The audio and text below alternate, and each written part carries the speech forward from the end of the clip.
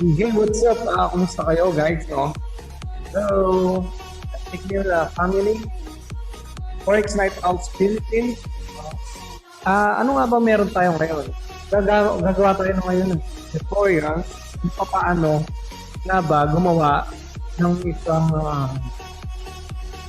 kung paano nga ba gumawa ng isang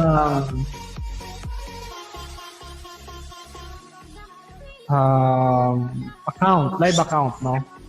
Paano nga ba gumawa ng isang live account, guys, no? Ito.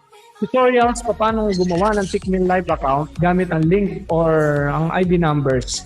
Yes, gamit yung IB number ko, no? Or link. Yes.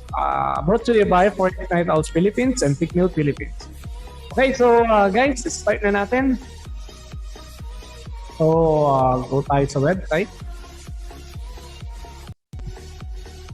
Yes, go Tickmill.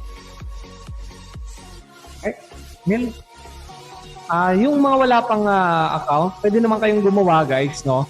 Pwede kayong gumawa, gamitin nyo yung tinatawag na link ninyo, no? Kunwari, may link, something like this. Binigay ko yung mga link.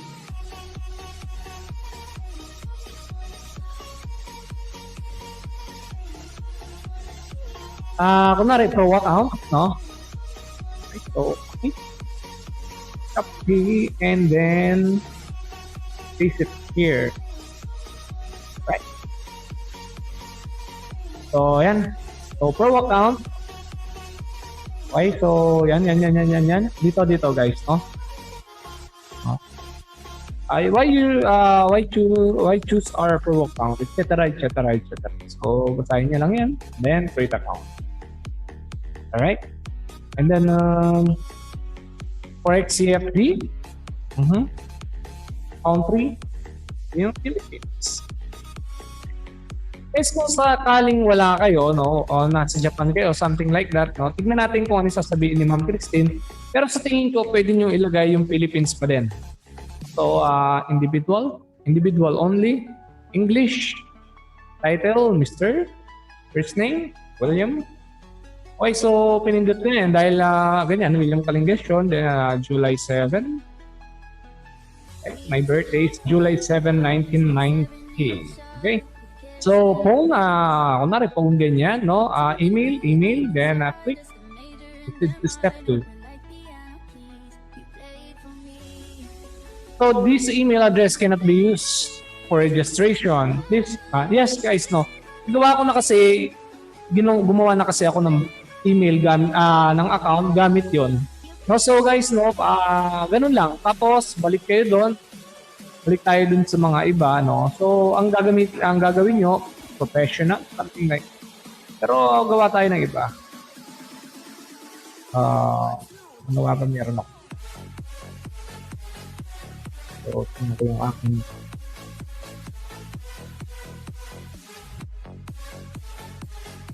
meron tayo ito.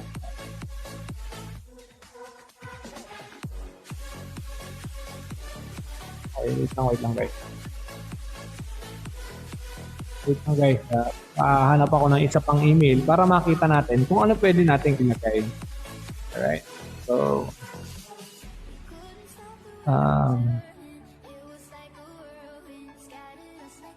manage your Google account.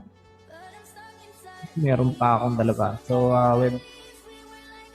okay, so let me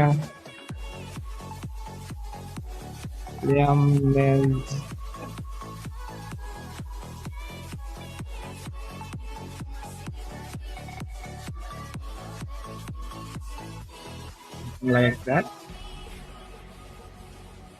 So, ayan.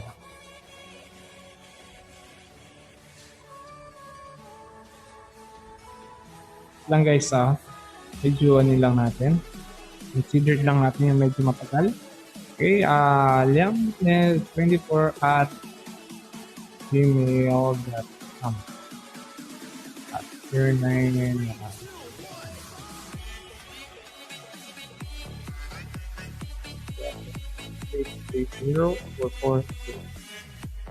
So guys, gagawin nyo, no? Ito kasi baka mag-error ulit kasi ginamit ko na siya.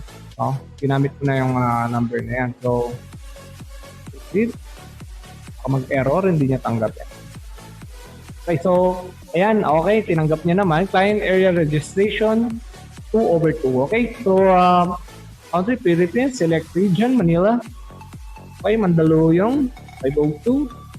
Tax identification number, yun na yan, identification. Nationality, yan, mga ganyan. Yan, personal information. Yan, no, sabihin nyo na lang, bachelor degree. I'm employed, yes, and nature of business. Kaya maglagay guys, consulting, training, financial background. Kaya naman to, parang mga ano lang to, no? So 1,000. 1,000. Pag dito, trading objectives, speculation, something. Ganun lang, wala namang ano yan eh. Trading knowledge, yes, yes. Oh, no, no. Oh, no, no, no. Yes, introducing broker, yeah. Lalagay niyo dyan yung number ko, ayan. So, IB653937, okay, 710. Okay, client password. Ayan, so gawa kayo, agree. Ayan, so guys, yun lang. Yun lang naman. Okay, open account. Please correct issue down below.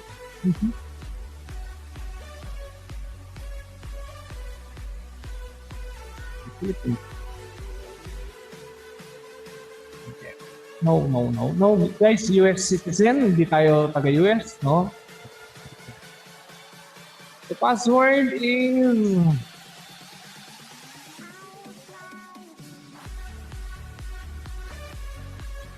Alright, so gawa kayo ng password.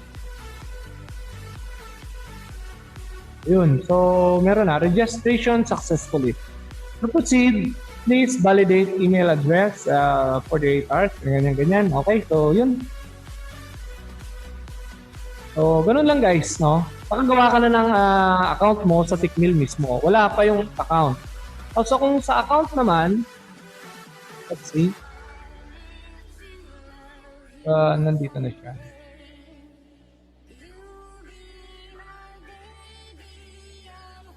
Okay. Alright. Wait, bakit yun?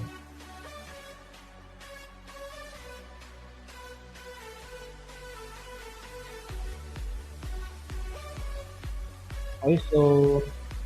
Oh. Okay.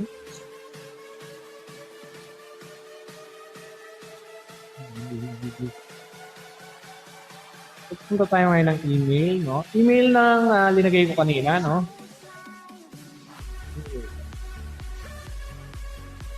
Alright.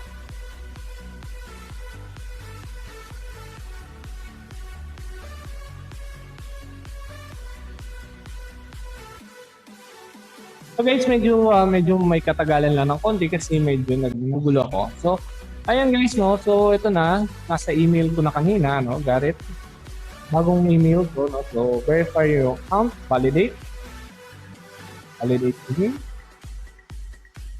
So, hintayin natin. Alright.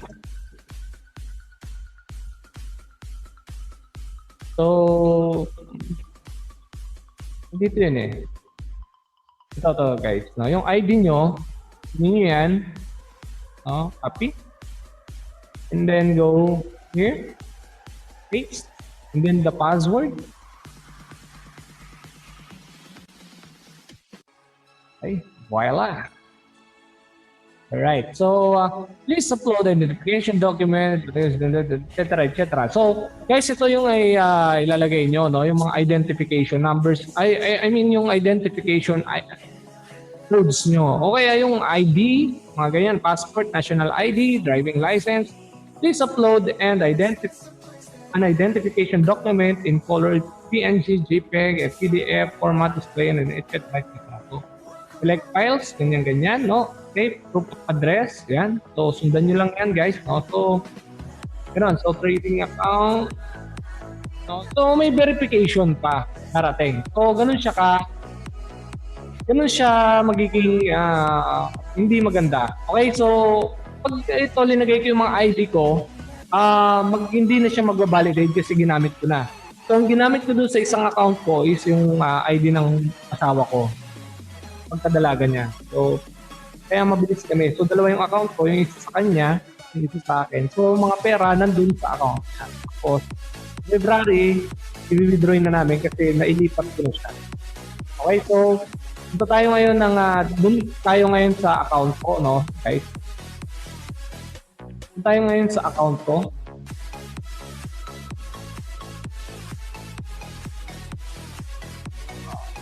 Login.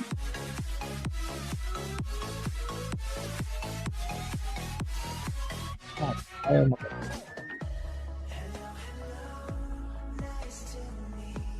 Sorry, ito pala, logout. So, ito yung ID ko.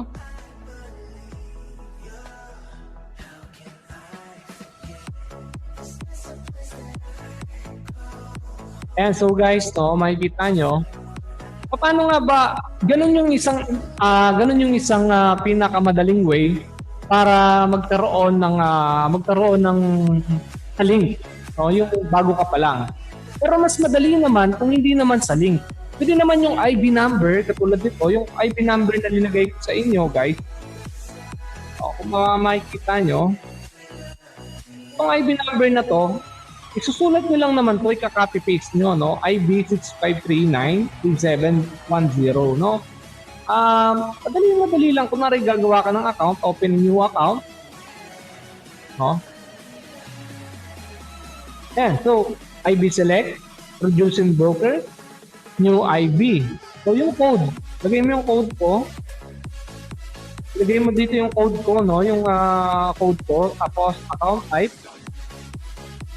wait.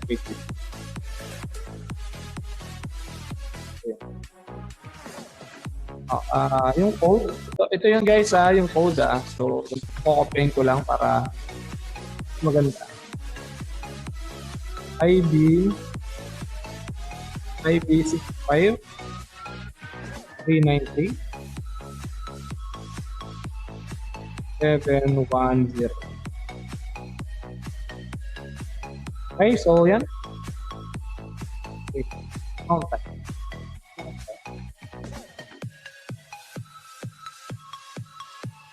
So siguro hindi siya nag-activate kasi yan. So parang ganon. So parang wag niyong basta yung guys ilalagay niyo pro. No? Diba kanina naglagay tayo ng IB? Kasi ako guys hindi ko pwedeng ilagay yung sarili kong IB dito. Okay, so kung iba naman ilalagay ko, ayan, so pwede ako makapag ng account type, no? Kung iba, pero sarili ko kasing IB yun sa Forex Night Out yun. So hindi siya nag-activate. Pero kung sa inyo, guys, no? Itong IB na to, ang gagamitin nyo. Okay? Itong IB na to ang gagamitin nyo, no? Itong IB na to yung gagamitin nyo, IB 65393-710. Okay? So, yan yung gagamitin nyo, guys, ha? So, kunwari, linagay nyo dito yung 710. Wait lang.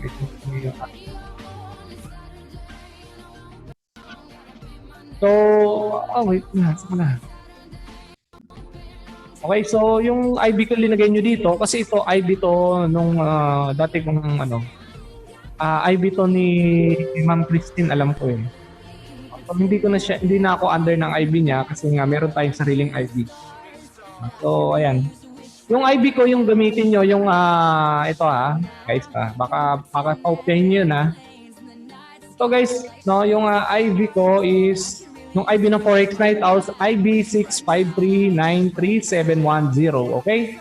So ulitin ko, IB 65393-710, alright? So ito yung copy-paste nyo dito, no, guys? Tapos, kung may ganyan, account type, pro, no? Currency, USD, wag euro guys, wag euro, wag GBP, USD, US dollar. Okay, leverage. Guys, kung wala pa kayo sa phishing, nandun pa lang kayo sa tinatawag nating Nasa training pa lang kayo at maglalagay na kayong pera, mas maganda para makuha nyo na yung 10%. O, tapos, stock nyo lang yun, gusto nyo. Pag gawin nyo, punta kayo dito sa leverage, ano lang, 30 something. Yan. Okay, wait.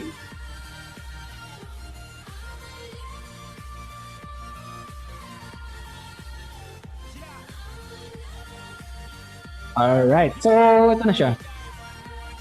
Wait lang. Ito na siya. Ito na siya, no? So, pag magdi-deposit naman kayo, guys, no? Magdi-deposit kayo. So guys, let's go to deposit. No? Kung nakuha nyo, ulit-ulitin nyo lang yung ano ko.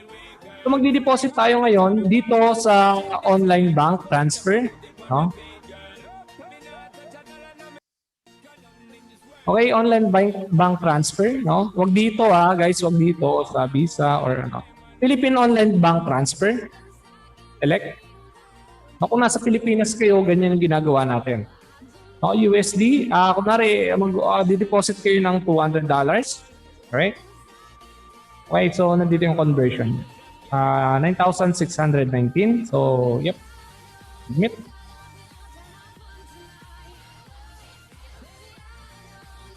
Okay. Yes. So guys, ito naman, no, Dragon Pay siya. No, napunta tayo sa Dragon Pay. Diyan kayo mamimili, no, kung video o internet banking. No? May mga kasunod dyan, mamili kayo kung Union Bank, Cebuana, pwede din. Ano yan? Over the counter yan ng Cebuana, no? Pwede yan. So, EasyPay, pwede din. Pound Shop, Payment Centers. Lahat ng Payment Centers, pwede kayong mag-deposit. No? Metrobank, RCBC, over the counter yan Ayun. So guys, ito. Over the counter ATM banking. Okay? So, ito naman online banking e-wallet. So, kung Union Bank, dito ka. Internet banking. Kung over the counter, dito ka. Kung over the counter ng Cebuana o ito, pwede. Okay? So guys, marami kayong pagpipilian. Pwede kayo sa SM. Alam ko pwede sa SM. Ay ito pala guys, no, may GCash. So pwede na GCash, no? Kung sakaling GCash, gagawin nyo, pwede. Okay, so try natin yung pwede sa SM guys, sa mga department store, no, pwede, no, over the counter kayo. Mamimili kayo sa SM, pwede din. No, basta ito lang ang pinaka-importante diyan. Kunwari, pupunta kayo ng SM, no, over the counters, no. Ito mga over the counters, ito pupunta natin. Agree? Kunwari, pinili ko yung SM. O kaya guys, no, piliin ko na lang yung Cebuana para medyo pare-parehas lang naman So select. Send instruction via email or mobile. Okay, so ito guys, may send to. Yung instruction, may isi-send dun sa email na linagay nyo dun. Okay, so punta tayo sa aking email. Alright, ito na ngayon, no? 5:02, so 5:02 pa rin. Nakikita nyo dito sa orasan natin, no? Ito sa orasan natin, guys, no? 5:02. So ito yung bagong email, 5:02, no? Ito yung bago, no? So guys, ito yung Dragon Pay, no? Dear customer, good day and thank you for choosing our service. Please click the link below. Blah, blah, blah. So, okay, so yan guys. Ang importante dito guys, no? Ang importante dito, ito ang kukunin nyo dyan. Yung reference na, right? Ito na. Step 1, pay in cash only. Of course, Cebuana, ganito, ganyan. Step 2, ayun guys, no? Medyo aning ko lang, palaking ko lang. Right, so, payment are processed next day. We will send, ganyan. So, guys, medyo may kabagalan. I think hindi siya gano'n, no? Ang Cebuana, pag ako dati nag-pipay ako or nag-deposit ako sa Cebuana, 30 minutes nandiyan na kagad siya. Makakapag-trade na ako, gano'n. So, ang description niya, ganyan, ito. I-screenshot niyo to, guys, no? I-screenshot niyo yan. Tapos, ang ilalagay nyo is, alam ko, itong reference. Ito yung reference number niya. Tapos, biller name, Dragon Pay. Reference number, ito yung bibigay mo. So, pag hindi ganyan, pakita mo yung screenshot. Alin ba dito yung ilalagay ko? Sasabihin naman nila. No? Sasabihin naman nila. Okay, so, ganun lang. Para ka lang nagpadala ng pera. Tapos, ayun na, kapag na-pay na, punta ka ng email mo, may matatanggap kang email doon na congratulations, ganito, ganyan. Tapos pumunta ka sa Tickmill account mo, may makikita ka ng pera. Okay? May makikita ka ng pera sa trading account mo. Okay? Nandun na. Sa after 30 minutes, meron ka na makikita ditong $200. Ganon. Okay? So, ganon lang guys. So, pag may tanong kayo guys, mag-comment kayo kung ano pang gusto nyong malaman about. Okay, so kung magdi-deposit naman ako guys, no, meron pang tanong dati na magdi-deposit ako. No, gamit ko ay Visa. No? Alright, so ganun lang. Amount, tap, $200. Every description, blah, blah, blah, blah. Submit. Continue. And so yung card number nyo, ganyan, ganyan, no? CV. Okay, so pay. Alright. Expiry, cardholder name, no? So, hindi ko alam kung pag Philippines lang din yung bank. BDO, okay? So, kung kayo nasa ibang bansa, guys, no? Nasa ibang bansa kayo, pwede naman. Kaso, kung meron kayong local bank, no? Yun ang gamitin nyo. Pwede naman siya. Yung local, kunwari BDO, yung Visa card ng BDO, pwede nyo yun. At least may laman yun, guys. Pwede nyo. Tapos magwi-withdraw kayo, yun yung gamitin nyo pag-withdraw. Alright? So, yun pala. Guys, no? Withdrawal. Another. Ba't wala ako doon? Yung pala, withdrawal. Lang sa withdrawal naman, guys, no? Tingnan natin. Nari magwi-withdraw ko, no? Withdraw.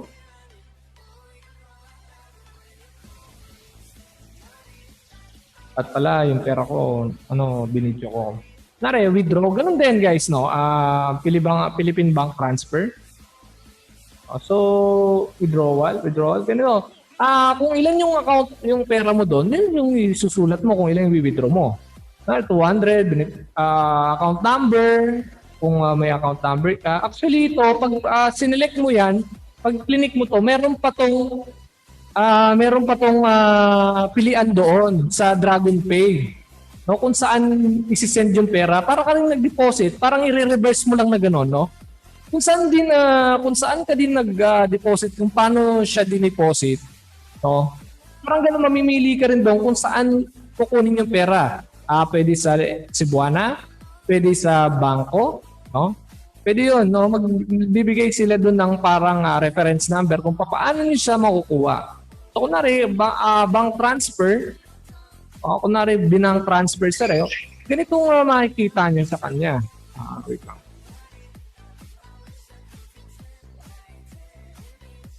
Ayan, so, zoom lang natin, no? Kasi ito, via Union Bank to, no? So, ayan. Dragon Payout, ganyan. SOTAPay. Ito yung September 9, no? Hindi na ako nakapag-trade nung November kasi na-focus ako sa mentorship. Okay, so ito September 9, no? Yung pangatlo sa huli kong withdraw sa Union Bank, no? This inform you that your UBP account has been credited, ganyan. So, ayan. Account 79, ganito. Ayan. Okay, so nandyan. Pumasok na yung pera sa Union Bank. No? Okay, ganun lang. Tapos tingin ka sa Union Bank sa via apps mo sa cellphone o kung nakakonect siya sa cellphone, no? Tingnan mo siya. Okay, so guys, sana may mga natutunan kayo ngayon, no? So, I hope na may natutunan kayo. Any questions, pwede kayong mag-comment or pwede nyo kayong i-direct message or PM. Okay, so guys, thank you and have a nice day. Happy New Year and goodbye to everyone. Sana may mga nakulot kayo at natutunan kayo. Okay, so guys, thank you. Tara!